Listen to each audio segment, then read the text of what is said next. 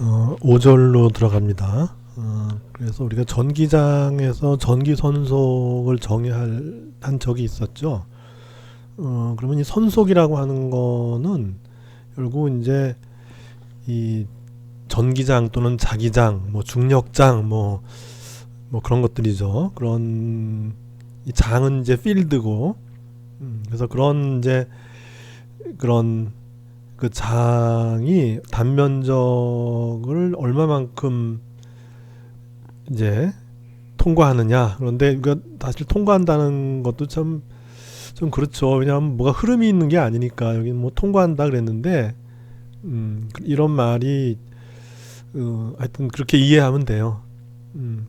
그러니까 어떤 요 단면에서의 그 전기장의 크기가 있잖아요. 그래서 전기장의 크기 곱하기 이제 그 방향을 생각해야 되는데, 이제 방향은 요 단면이 지향하는 방향인데, 그 방향은 보통 이 단면을 이렇게 평면으로 만들었을 때 이 평면에 수직하는 방향이 바로 단면적 벡터가 지향하는 방향이 되는 거예요. 그래서 이거 갖다가 이제 면적 요소 벡터 그렇게 얘기했죠. 면적 요소 벡터. 그러니까 요소라고 하는 건 이제 작다는 의미예요. 여기서는. 그러니까 작은 면적이, 예를 들어 이게 곡면이면은 방향을 정하기가 좀 그러니까 이걸 잘게 잘라요. 잘게 자르다 보면은 이제 잘게 잘린 것들은 점점 더 평면에 가까워지죠. 그래서 잘게 자를 수밖에 없는 거고, 잘게 자르는 평면의 수직인 방향으로 만들어지는 것이 이 벡터화된 면적 요소 벡터가 되는 거예요. 그래서 면적 요소 벡터에다가 그 지점에서의 전기장 또는 자기장 또는 중력장 벡터를 이제 스칼라 프로덕트 하죠. 다시 말해서 이제 이렇게 스칼라 프로덕트 했다는 얘기는 이제 그 크기는 B의 크기 곱하기 DA의 크기 곱하기 코사인 세타 이렇게 되죠. 그죠? B의 크기 곱하기 이제 코사인 세타의 DA 이렇게 되는 거죠. 그래서 이걸 적분하는 거와 마찬가지가 된다. 근데 전기장에서도 이제 그와 유사하게 얘기를 했어요. 근데 이제 가우스 법칙은 뭐냐? 이건 좀 뒤에 나와요. 그래서 일단 직사각형 도선을 통과하는 자기선속을 계산한 다음에 이제 하면 돼요. 그리고 이제 여기 보면은 자기장은 테슬라죠. 단위가. 면적은 미터 제곱이죠. 그래서 테슬라 곱하기 미터 제곱이라는 걸 갖다가 이제 웨버라 그래요. 이 웨버는 이제 학자 이름이에요. 사람 이름 웨버.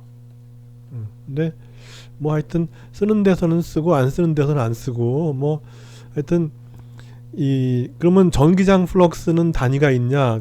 그거는 또 단위가 없죠. 그러니까 따로 부르는 이름이 있냐? 또 그건 또 없어요. 그러니까 그건 그때 이제 예를 들어 전기장 하면 어떻게 되죠? 전기장의 플럭스 하면 E.DA에서 이제 면적 이렇게 하면은 전기장이 이제 뉴턴 퍼 쿨롱이잖아요.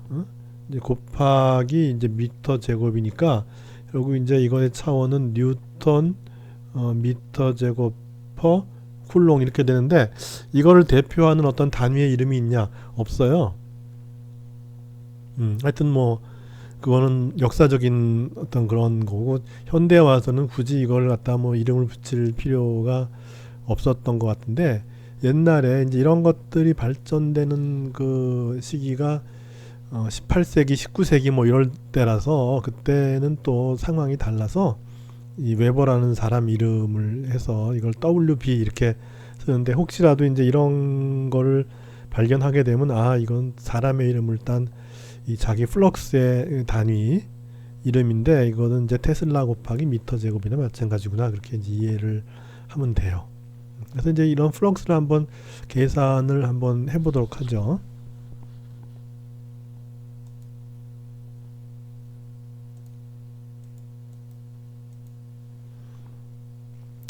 그래서 지금 이제 전류가 흘러가는 이제 직선 도선이 있어요. 이 도선으로부터 거리 r 떨어진 지점에서의 이제 이 플럭스를 한번 계산을 해보면은 우리가 이제 자기장은 이렇게 된다는 거 알잖아요. 그죠? 그러니까 이제 직선 도선을 따라서 전류가 흐르는데 이것이 이제 이 도선으로부터 수직거리 r인 지점에서의 자기장인데 이 도선이 무한히 긴 거죠. 그죠? 무한히 길거나 또는 이 전류가 흘러가는 이 도선 부분에 비해서 이 r이 상당히 작아서 요 r에 비해서 이 도선의 길이는 무한대로 우리가 approximate 할 수가 있을 경우에 우리는 그 자기장 요 도선으로부터 수직거리 r인 지점에서의 자기장의 크기가 2파이 r분의 뮤제로 i다. 그렇게 되는 걸 알고 있죠. 그죠? 그 다음에 방향은 우리가 이제 오른손으로 이 전류의 방향이 오른손 엄지손가락의 방향이면 이 자기장의 방향은 나머지 네 손가락이 지향하는 방향이니까 도선의 오른쪽에서는 이렇게 들어가는 게 되고 도선의 왼쪽에서는 이렇게 튀어나오는 방향이 되죠. 그죠? 이렇게 튀어나오는 방향으로 이렇게 표시하면 되죠. 왼쪽에서는. 그렇게 된 거예요. 그렇게 되고 그러면 이제 우리가 이제 플럭스를 계산하는데 문제는 자기장이 이 공간에서 일정한 것이 아니고 이 도선으로부터의 거리에 반비례하잖아요. 이렇게. 그죠? 거리가 멀어지면 멀어질수록에 자기장의 크기는 줄어들어요. 그렇게 해서 이제 이 거리에 그러니까 이 사각형을 통과하는 이제 플럭스의 크기를 구하는 건데 이 사각형에서부터 도선에 가까운 지역 뭐 이런 지역이죠. 이런 스트립에 대한 플럭스하고 이 먼 지역에 대한 플럭스는 다르죠. 당연히 이제 면적은 같은 크기로 이제 잡을 수 있으니까 그렇게 되면은 자기장이 r분의 1로 줄어드니까는 플럭스가 이 전류가 흐르는 도선에 가까운 지역에서는 플럭스가 크고 먼 지역에서는 플럭스가 작겠죠. 그렇게 해서 이제 그렇게 플럭스가 변화하기 때문에 이것이 이제 적분이 되는 거죠. 그래서 이제 DA라고 하는 거는 결국 뭐냐면은 요 면적인데 요 면적은 요 폭 곱하기 요 길이인데 요 길이는 이제 중심으로부터의 거리가 r이면은 요 r에서 dr만큼 이제 이렇게 쪼개준 거죠. 그러니까 DA라고 하는 거는 이건 B 곱하기 DR 이렇게 해주면 된다는 거죠. 그렇게 해서 요 DA 대신에 B 곱하기 DR 이렇게 쓰고 R분의 1은 이제 적분 변수가 되니까 집어넣고 나머지 다 상수로 빼면 되죠. 뮤제로 I 나누기 2파 이렇게 빼면 되죠. 그렇게 해서 R분의 DR 하면 이제 ln R이 되고 그러면 적분 구간은 어디냐? R이 C부터 C 플러스 A까지죠. 그죠? C부터 C 플러스 A까지 이렇게 하면은 이제 ln C분의 C 플러스 A 이렇게 돼요. 그죠? 그렇게 해서 플럭스가 이렇게 이제 계산되게 된다 하는 것이죠.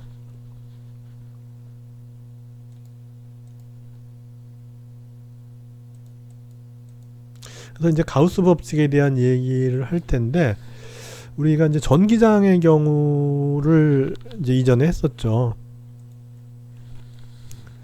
여기서 여기 글씨가 틀렸어요. 여기 자기가 아니라 여기는 여기 전기에서는 전기손속이에요. 어떻게 고칠 수가 없어서 그냥 말로 쓸게요. 전기손속. 그러니까 플러스 마이너스 이렇게 있을 때 요런 이제 가우스 폐곡면을 잡은 거예요. 이렇게 가우스 폐곡면을 잡았을 때 전기의 경우는 전기장 DA에서 이거를 요 폐곡면을 갖다가 우리가 뭐 예를 들어 S라 그럴까요? S? 이거 갖다 이제 S라는 폐곡면에 대해서 적분을 하면 그 결과는 엡실론 제로분의 요 폐곡면이 둘러치고 있는 전하를 Q라 그러면은 Q 이렇게 됐어요. 그래서 이게 이제 전기장에 대한 전기장 플럭스에 대한 가우스 법칙이다 이렇게 얘기했어요. 근데 그러면 이제 자기의 경우 어떻게 되느냐? 자기의 경우는 이거를 이제 자르는데 이거를 자르는데 이제 예를 들어 뭐 이렇게 잘랐다고 봅시다. 이렇게. 근데 여기 일단 모양이 전기의 경우는 이렇게 이제 전하가 이제 점으로 이렇게 표시가 돼서 이걸 갖다 이렇게 둘러칠 수가 있는데 자기의 경우는 이제 이렇게 된 건 이제 자석을 의미하는 걸로 보면 돼요. 자석을 의미하는 걸로 보면 되고 그래서 여기를 이렇게 자르게 되면은 이제 자석의 일부를 이렇게 자른 거죠. 그렇게 해서 이제 자기 선속을 구하는데 여기서 볼 것 같으면은 이제 폐곡면, 요 폐곡면의 요쪽에서는 자기장이 이렇게 들어가요. 근데 면적 벡터는 어떻게 되죠? 항상 바깥쪽으로 폐곡면의 바깥쪽으로 나오는 쪽으로 면적 벡터가 이렇게 정의되니까 여기서는 이 자기장 벡터하고 면적 벡터가 이 둔각을 이루어요. 둔각을 이루는데 코사인 하면은 그거는 이제 마이너스 값을 주고 요쪽에서는 어떻게 되죠? 요쪽에서는 면적 벡터가 바깥쪽이니까 이렇게 되고 자기장도 바깥쪽으로 가니까 여기서는 이제 플럭스가 플러스가 돼요. 그래서 요쪽 이제 요 가우스 폐곡면의 요쪽 사이드에서는 플럭스가 플러스가 나오고 요 반대쪽에서는 마이너스가 나와서 이걸 다 더해주면은 결국은 플러스 마이너스 0이 돼버려요. 마치 이 전기장의 경우에 폐곡면을 갖다 이렇게 잡으면 이렇게 잡아버리면은 이쪽 곡면에서는 전기장이 바깥쪽으로 나가니까는 플러스가 되고 이쪽에서는 들어오니까 마이너스가 돼서 이제 이렇게 쌍극자의 경우에는 이쪽이 플러스 Q, 이쪽이 마이너스 Q에서 0이 돼버리죠. 그래서 이제 이렇게 전하가 알짜 전하가 0인 그런 폐곡면에 대해서 전기장의 플럭스를 구하면 0이 돼버리죠. 근데 자기의 경우에는 이거는 항상 0이 돼버려요. 왜냐하면 곡면을 잡을 때 우리가 어떻게 잡더라도 그걸 피할 수가 없어요. 그죠? 이렇게 잡아도 그렇고 이렇게 잡아도 마찬가지죠. 뭐 이렇게 잡아도 이쪽으로는 플러스고 이쪽으로는 마이너스고, 그죠? 이쪽은 플러스, 이쪽 마이너스해서 0이 돼버려요. 그래서 자기의 경우에는 임의의 폐곡면을 통과하는 알짜 자기 성속은 항상 0이 돼요.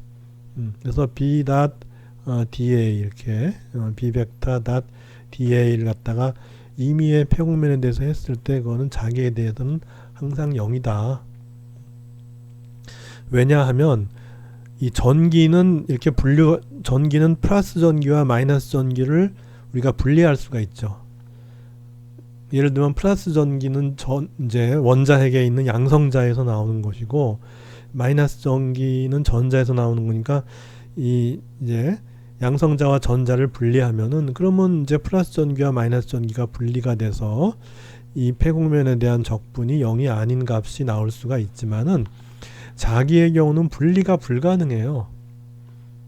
항상 이게 둘이 공존하기 때문에 불가능해서 항상 플러스가 있으면 마이너스가 존재할 수밖에 없어요.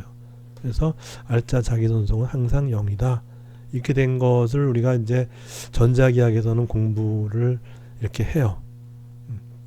그렇게 되면은 도대체 자기의 근본은 뭐냐? 자기가 만약에 자기도 이렇게 전기처럼 분리가 된 자기의 어떤 파티클이 입자가 우리 전기 같은 경우는 플러스 전기를 띈 건 원자핵이고 마이너스 전기를 띈 거는 전자고 해서 입자가 분리가 돼서 이제 전하가 분리가 되니까 이렇게 0이 아닌 게 나타날 수 있는데 혹시 자기의 경우에도 우리가 아직까지 발견은 못했지만 이 넓은 우주 138억 광년의 이 넓은 우주에 과연 자기도 전기처럼 이렇게 분리가 된 것이 있을 수도 있지 않겠냐라는 이론은 있어요. 그게 자기 홀극 이론이에요. 그러니까 자기도 전기처럼 이렇게 홀극으로 존재할 수 있을지도 모른다는 이론은 만들어져 있어요. 근데 발견이 문제죠. 그래서 이걸 이론을 만들고 그리고 실험까지도 지금 그 스위스에 굉장히 큰 가속기에서 이제 입자를 가속시켜서 어딘가 부딪히면은 뭐 그 이제 입자가 굉장히 큰 에너지를 받으면서 이게 입자가 이 분해가 돼요.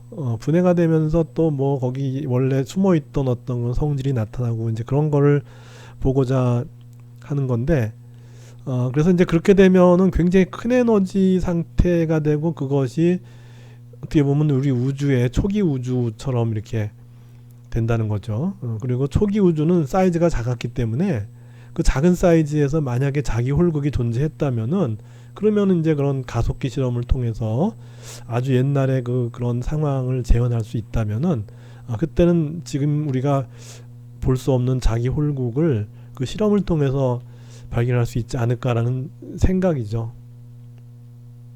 아직 발견은 안 됐어요. 그래서 아주 굉장히 시리어스하게 사람들이 실험을 계획하고 있는데, 그 실험하려면 또 전기세 이런 거 내야 되잖아요. 그리고 거기 엔지니어들이 뭐 한 거의 10,000명 있대는데, 그 엔지니어 인건비 뭐 해갖고서 그런 이제 이 펀드를 모아야죠. 그래서 실험하겠다 하고 이제 어딘가 얘기해주면 이제 그 펀드를 이제 혼자 줄 수는 없고, 뭐 나라마다 뭐 나눠서 되는지, 뭐 지금도 그렇게 운영되고 있어요. 그 스위스에 있는 그 큰 가속기가 사실 스위스에 있는 게 아니라 세 나라에 걸쳐 있죠.